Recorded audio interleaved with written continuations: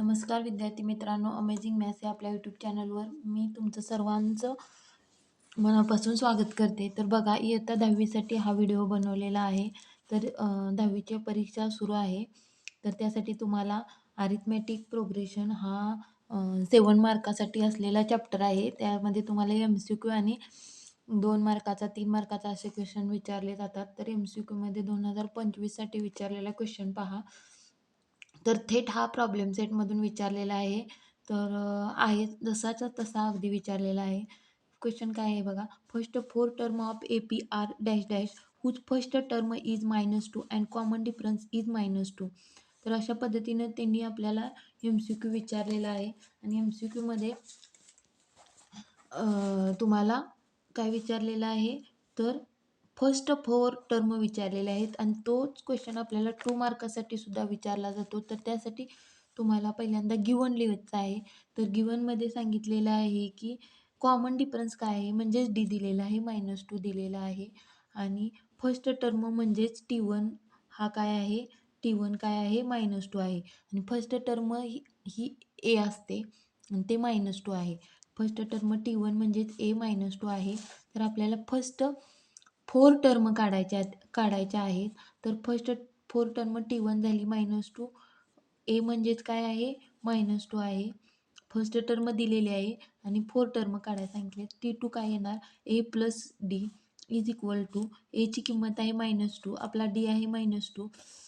बेरीज काय येणार, 4 येणार आणि संख्येचं समान चिन्ह आहे ते येणार -4.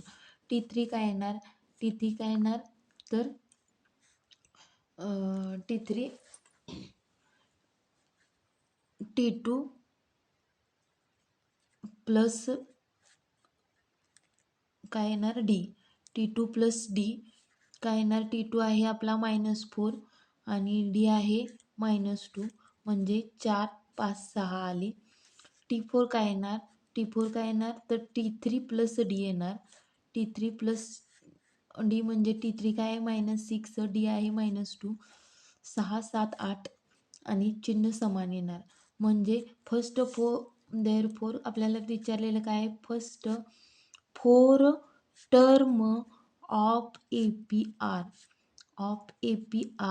AP काय आहे, APच्या फर्स्ट टर्म पहिली टर्म आहे -2, दुसरी टर्म आहे -4, तिसरी टर्म आहे -6, चौथी टर्म आहे -8 डॅश डॅश डॅश. AP काय आहे, वाढत जातो.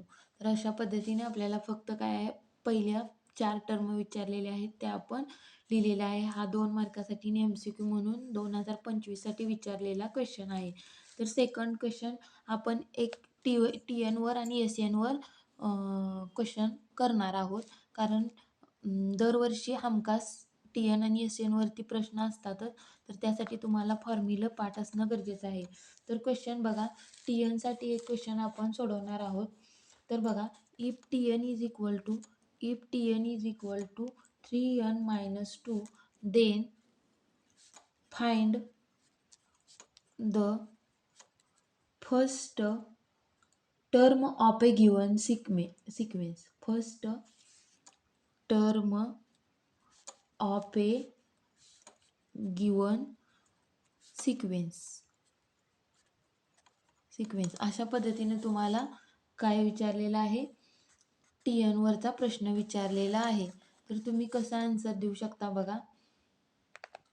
आन्सर बघा, TN काय दिलेलं आहे, गिवन काय दिलेलं आहे, गिवन म्हणून तुम्ही लिहू शकता TN इज इक्वल टू काय दिलेलं आहे, 3n-2 आणि काय विचारले, फाइंड द फर्स्ट टर्म म्हणजे n ची किंमत किती दिलेली आहे, 1.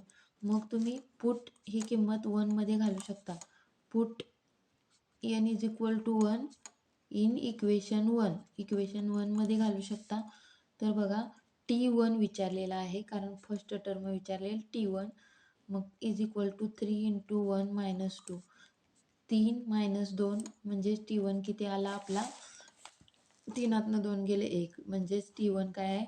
Therefore first term of A sequence is 1. First term of A sequence is direct number लिहू शकतो 1. तर अशा पद्धतीनं टी एनवरती क्वेश्चन विचारलेला आहे. तर आपण असं सॉल्व करू शकतो. नंतर आपल्याला अजून एक क्वेश्चन विचारलेला आहे एस एनवरती. तर एस एनवरचा क्वेश्चन काय विचारलेला आहे बघा. 2025मध्ये the first term and the common difference of A P काय विचारलेलं आहे. The first term and the common difference of an AP and APR6. AP दिलेला आहे. किती दिलेले APR6 and 3 first term and the common difference काय दिलेलं आहे 6 and 3 रिस्पेक्टिवली फाइंड S27 असं त्यांनी विचारलेलं आहे. तर आता आपल्याला काय दिलेलं आहे ते आपण लिहू शकतो. लेट गिवन काय दिलेलं आहे फर्स्ट टर्म म्हणजेच काय असते ए असते. A6 दिलेला आहे. कॉमन डिफरन्स काय दिलेला आहे. कॉमन डिफरन्स दिलेला आहे. कॉमन डिफरन्स किती दिलेला आहे डी इज इक्वल टू किती दिलेला आहे 3. तर आपल्याला काय काढायचं सांगितलं आहे S27 इज इक्वल टू काढायचं आहे. तर S27 म्हणजेच एनची किंमत किती आहे 27. मग आपल्याला वी हॅव फॉर्म्युला काय माहीत आहे. वी हॅव एनचा फॉर्म्युला माहीत आहे की नाही. N is equal to n/2 into bracket 2a plus in bracket n-1 into D. हा काय आहे फॉर्म्युला. पाठ असणं गरजेचं आहे. पाठ असणे गरजेचं आहे. तर हा फॉर्म्युला पाठ पाहिजे. तर त्यामध्ये आपण किंमत ठेवू शकतो. S27 इज इक्वल टू एनची किंमत आहे 27/2 इंटू 2 एची किंमत आहे 6 प्लस एन किती आहे 27 वजा 1 डी किती आहे 3. पुट झालेले आहेत किमती. आता आपल्याला फक्त सॉल्व करायचं आहे. तर आता बघा 27/2 आहे असं ठेवूया. 6 दोन्ही 12 27 नाही गेलं किती राहतं 26 बरोबर. आणि डी किती आहे 3. नंतर बघा आधी आपण ब्रॅकेट सोडवून घेऊया. 12 26 त्रिक किती आलं 3 संग 18 हातच्याले 3 दोन्ही 6 1 7 26 त्रिक 78 आहे. कंस पूर्ण केला. नंतर बघा 27/2 गुणुले यांची बेरीज येणार. काय आलं 8 आणि 2 10 हातच्याले 7 8 9 90 आले बरोबर आहे का. मग आपण काय करू शकतो यांचा भागाकार करून घ्यायचा. बे एके बे, बे चोक 8, बे पंचे 10. 27 गुणुले 45 बरोबर यांचा गुणाकार किती येतो बघा. 27 5 15 115 हातच्याले 11 27 चोक किती 4 असते 28 27 चोक 68 आणि 11 किती झाले 27 चोक 121 बेरीज येते त्यांची. तर S27 आपल्याला निघालेला आहे 1215.